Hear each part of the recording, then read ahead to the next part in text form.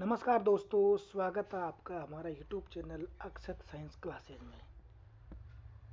दोस्तों आज हम कक्षा 6 अध्याय 2 साइंस के लेसन नंबर 2 के भोजन के घटक के बारे में अध्ययन करेंगे।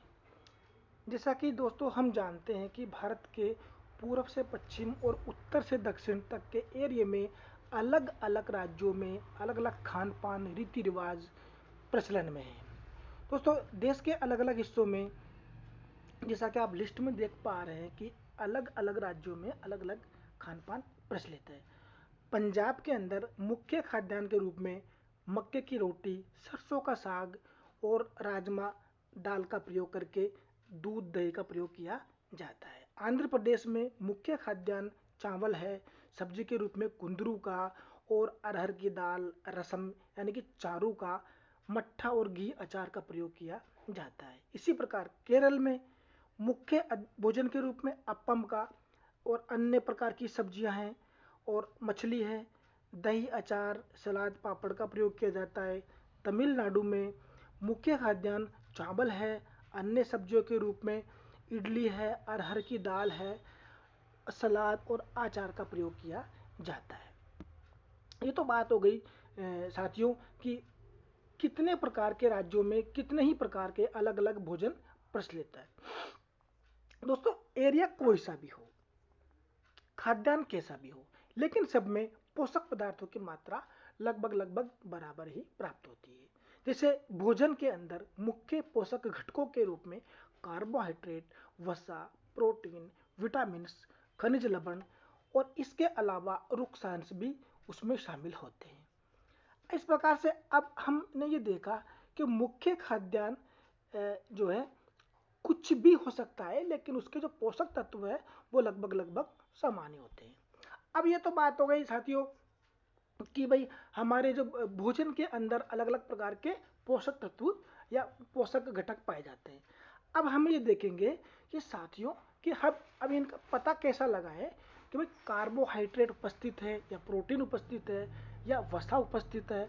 तो इसके लिए हम बात करते हैं कि सबसे पहले कार्बोहाइड्रेट का परीक्षण कर लेते हैं, उसको ज्ञात कर लेते हैं, उसकी खोज कर लेते हैं कि भाई उसमें कितना परसेंट या कितनी मात्रा के अंदर कार्बोहाइड्रेट उपस्थित है।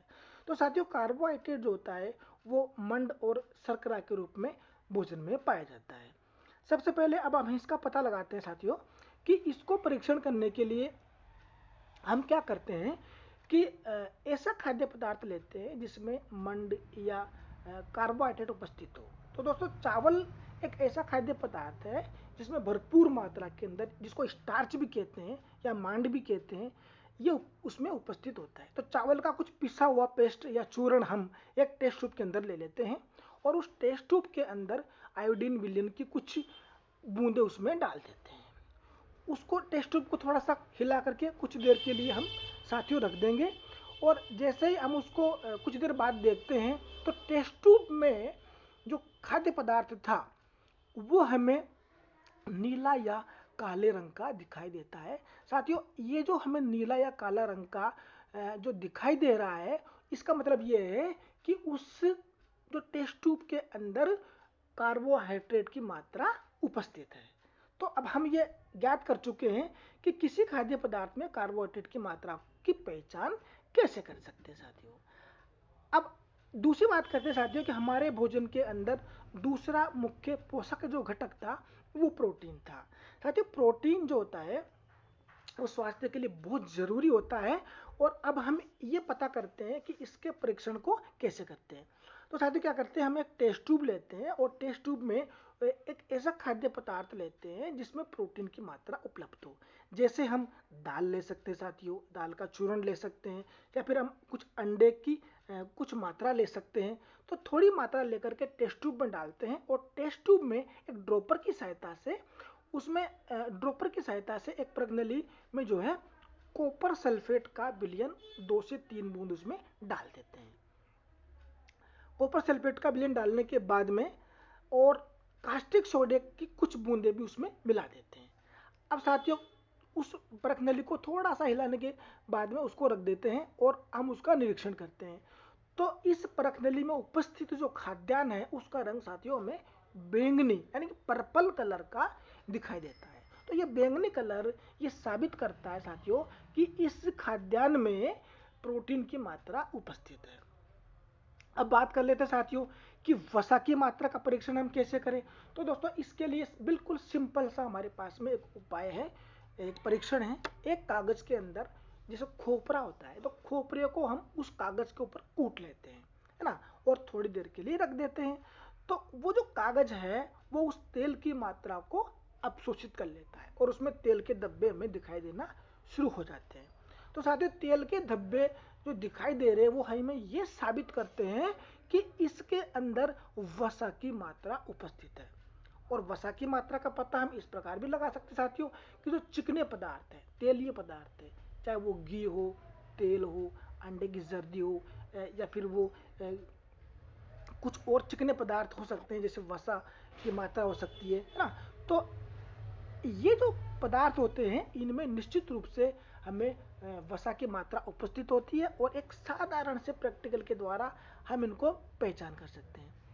अब दोस्तों ये तो हमने पहचान कर लिया कि कार्बोहाइड्रेट, प्रोटीन और वसा की मात्रा कैसे हम पहचान करें कि वो उसके अंदर उपस्थित है। अब देखिए दोस्तों एक हमारे पास में एक ये खाद्य पदार्थों की एक पोषक तत्वों की लिस्ट है। इसमें आप देख के पहचान सकते हैं कि मंड अर्थात जो कार्बोहाइड्रेट है या फिर प्रोटीन है या फिर वसा की जो मात्रा है वो कौन से पदार्थ में, खाद्य सामग्री में उपस्थित है। तो इस सारणी के द्वारा हम पता लगा सकते हैं दोस्तों।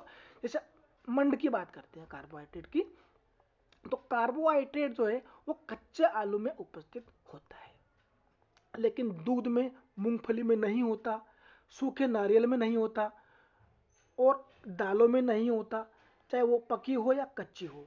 किसी फल में नहीं होता, उबले हुए अंडे में नहीं होता। लेकिन साथियों ये जो जो अ, इसकी जो मात्रा है मांड की वो हमें कच्चे आलू के अंदर और चावल के अंदर निश्चित रूप से हमें मिलती है। साथियों प्रोटीन की बात करें तो प्रोटीन देखिए हमें कहाँ कहाँ पर दिखाई दे रहा है। प्रोटीन की जो मात्रा है वो हमें मूंगफली में पाई जाती है ना, और इसकी जो दाल होती है वो उसके प्रोटीन के अंदर प्रोटीन उसमें पाई जाती है, चाहे पक्की दाल हो या कच्ची दाल हो। अब अंडे के अंदर भी ये पाया जाता है प्रोटीन की मात्रा। इसी प्रकार साथियों वसा की मात्रा को हम इस सारणी के माध्यम से देख सकते हैं कि वसा की जो मात्रा है वो हमें दूध में पाई जाती है, सूखे नारियल में फैट मिल जाएगी, इसके अलावा अंडे के अंदर भी फैट की मात्रा हमें प्राप्त हो जाती है। तो इस प्रकार साथियों इस चार्ट के द्वारा हम ये समझ पा रहे हैं कि कार्बोहाइड्रेट, वसा, प्रोटीन की मात्रा हमें कौन कौन से खाद्य पदार्थों में मिलती है, अदरवाइज कौन कौन से खाद्य पदार्थों में नहीं पाई जाती। अब देखिए साथियों अब बात कर लेते हैं सबसे पहले हमारे शरीर में कितने प्रकार के खाद्य पदार्थ पाए जाते हैं।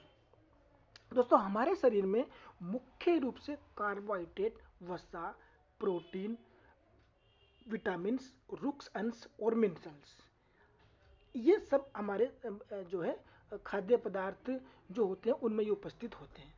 अब साथियों बात करते हैं कि ये हमारे लिए कितनी मात्रा में ऊर्जा उपलब्ध करवाते हैं, क्यों हमारे लिए आवश्यक होते हैं और इनकी ज़रूरत हमें क्यों पड़ती है, और अगर ये नहीं होते हैं तो हमारे शरीर पर उनका क्या प्रभाव पड़ता है। तो देखिए साथियों अब हम बात करते हैं सबसे पहले कार्बोहाइड्रेट, वसा और प्रोटीन के बारे में।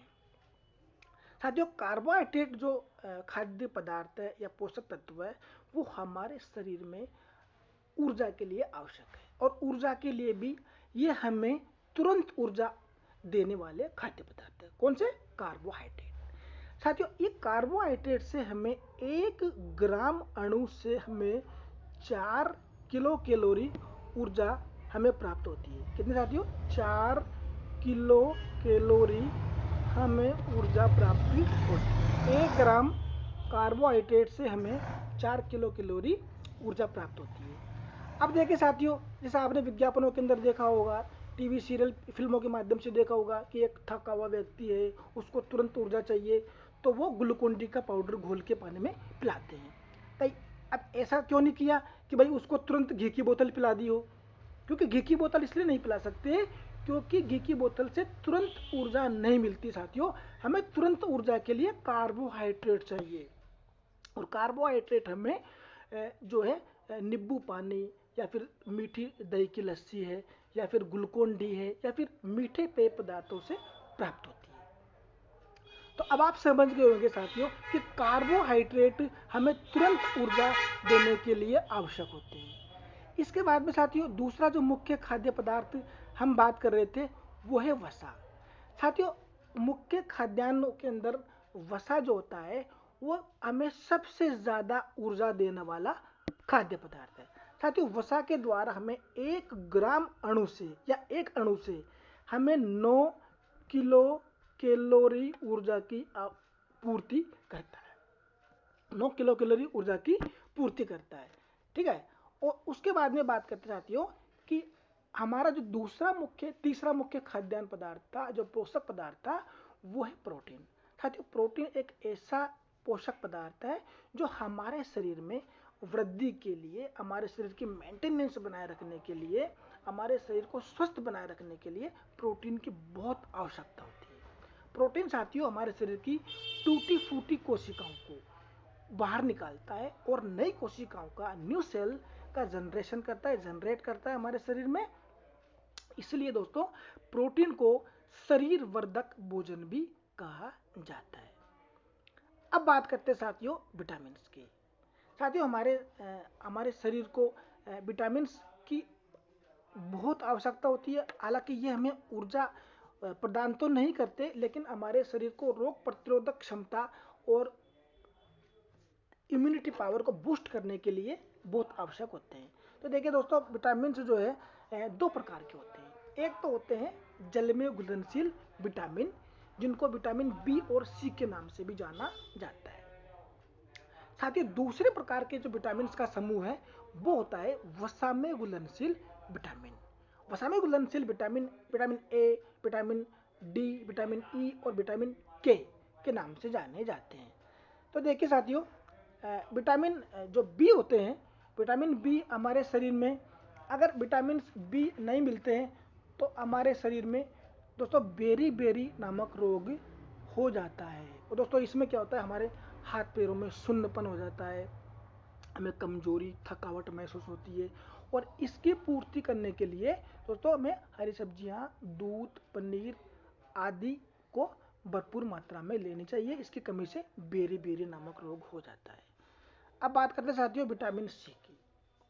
विटामिन सी साथियों हमें अगर नहीं मिलता है तो हमारे शरीर में स्कर्वी नामक रोग हो जाता है, अर्थात दांत और मसूड़ों से खून निकलना प्रारंभ हो जाता है।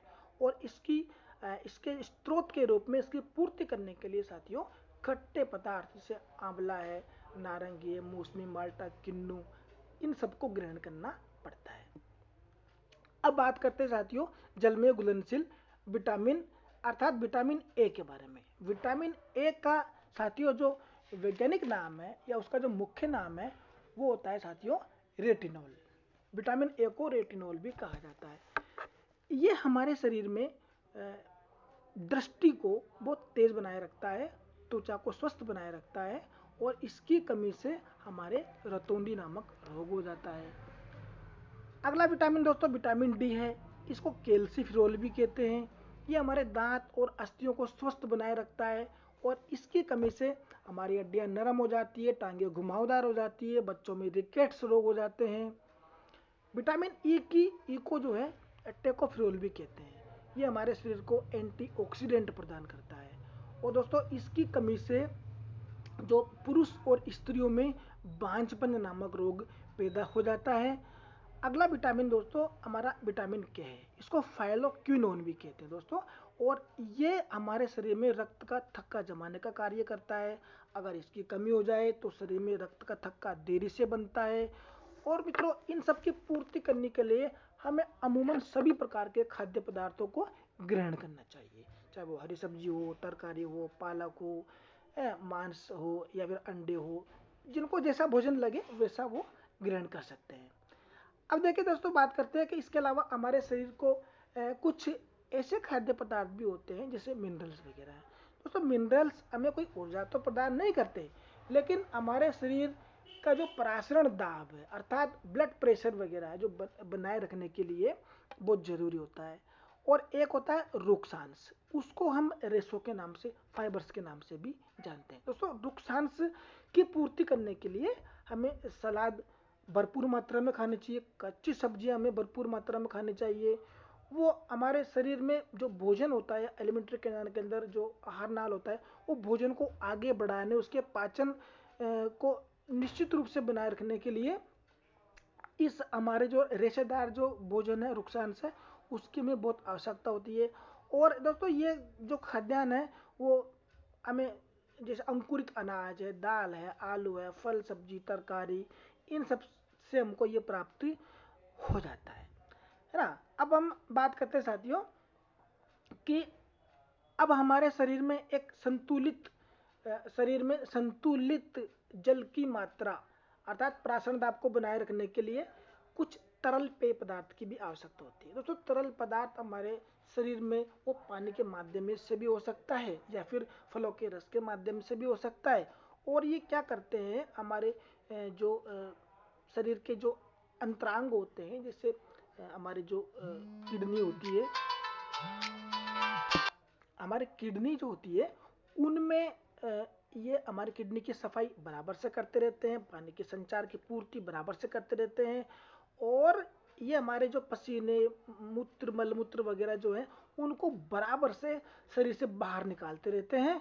और हमारे शरीर का जो आवेग है वो निश्चित रूप से बना हुआ रहता है।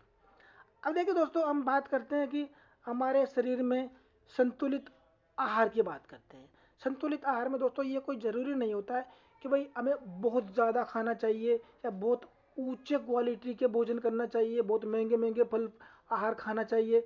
मेन बात क्या है कि हमारे शरीर में एक जो भोजन की मात्रा है वो ऐसी संतुलित अवस्था में होना चाहिए जो न तो वो हमारे भोजन में बहुत कम हो, न वो हमारे भोजन में बहुत ज़्यादा हो।